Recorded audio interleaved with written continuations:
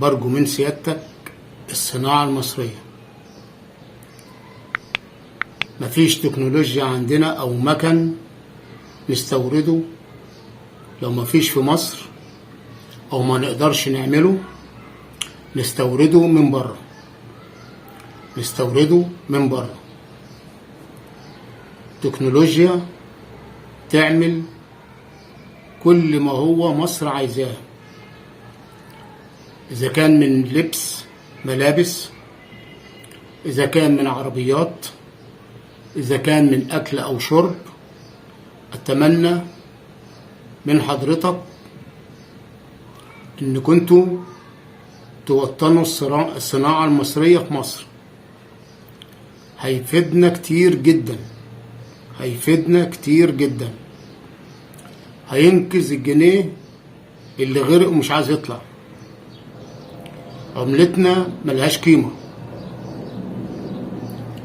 للنهارده دلوقتي احنا كل شوية بنعوم الجنيه من قلة العملة الصعبة عندنا في بلدنا. هنجيب العملة الصعبة منين غير ما حضرتك نكون بنصنع ونصدر؟ حتى لو ما صدرتش على الأقل مش هستورد.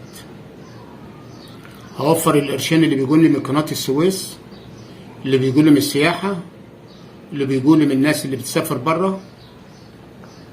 يبقى أصبح عنده عملة صعبة متوفرة، اللي هيجي يدور عليها هلاقيها موجودة في البنك المركزي، ومش متوفرة في سوق السودا.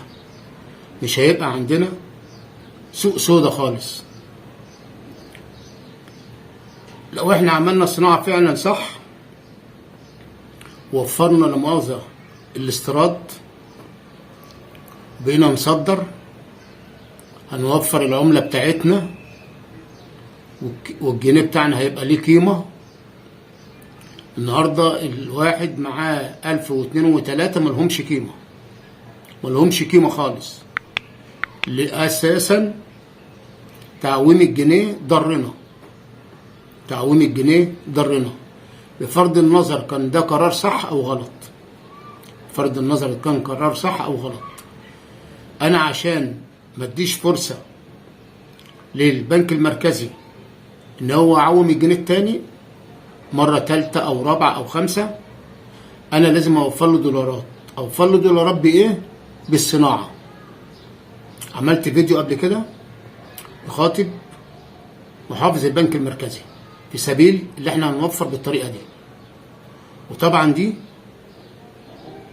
بعد احترام لسيادتك، انت وزير صناعة، يبقى لازم يكون عندي صناعة ببلدي، لازم يكون عندي صناعة في مصر.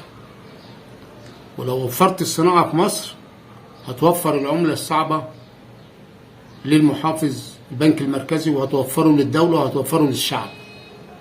لو جه مستثمر حب عايز فلوس، هيشتري خامات، هيشتري مكن، هيشتري معدات، يروح البنك هتلاقيه متوفر من الصناعة اللي احنا هنعملها.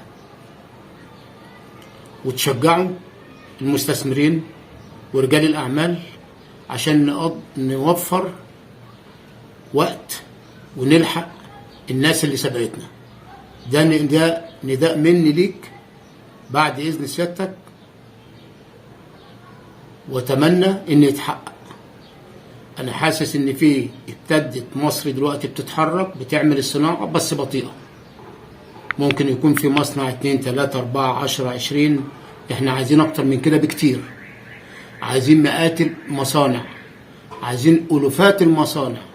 لو وفرت ألوفات المصانع واشتري التكنولوجيا من بره والسلعة بتاعتي هتبقى موجودة، همنع التصدير أو أمنع الاستيراد قصدي، عشان هتجبر غصب عني هشتري السلعة اللي متوفرة عندي ببلدي. لكن ما تجبرنيش أو ما تدوش رأيي إنك أنتوا تمنعوا التصدير بره وأنا مش لاقيه في بلدي.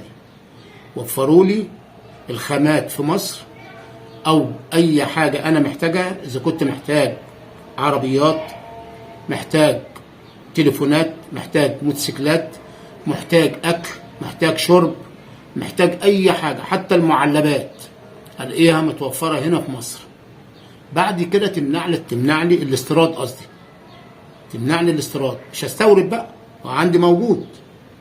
لكن ما تمنعنيش شيء وهو مش موجود، تموتني. عايز اكل واشرب، تمنع لي الاكل ازاي وانا اساسا مش لاقيه هنا؟ ده مثل انا يعني بعد اذن حضرتك، يعني انا بديها مثل. برجو من سيادتك انك يعني تعززوا الصناعه في المصريه، عشان خاطر يخلي الجنيه المصري ليه قيمه. لو الجنيه المصري بقى ليه قيمه،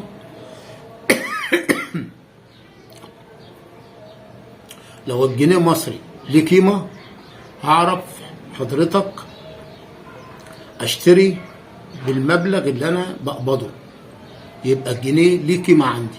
لكن انا شايف هنا دلوقتي اللي بيقبض 1000 و2 و10 ما لهمش قيمه، ما لهمش قيمه خالص.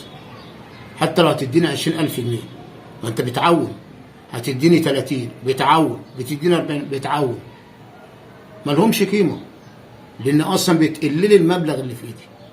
برجو من سيادتك انك تصنع لي صناعه مصريه، بتكنولوجيا بقى مصريه، بتكنولوجيا بقى من الخارج، بتكنولوجيا من اي دوله اوروبيه عربيه. انا اتمنى ان الصناعه المصريه تتوطن في بلدي في مصر. لو وطنتوا الصناعه المصريه كل احتياجات الشعب المصري، حتى على الاقل 50-60%، تبقى اكبر خطوه على جميع السلع اللي موجوده عندنا اللي احنا بنستخدمها. يا ريت، ودي امنيه، ويا ريت نعجل فيها. انا طولت عليكم وانا اسف، والسلام عليكم ورحمه الله وبركاته.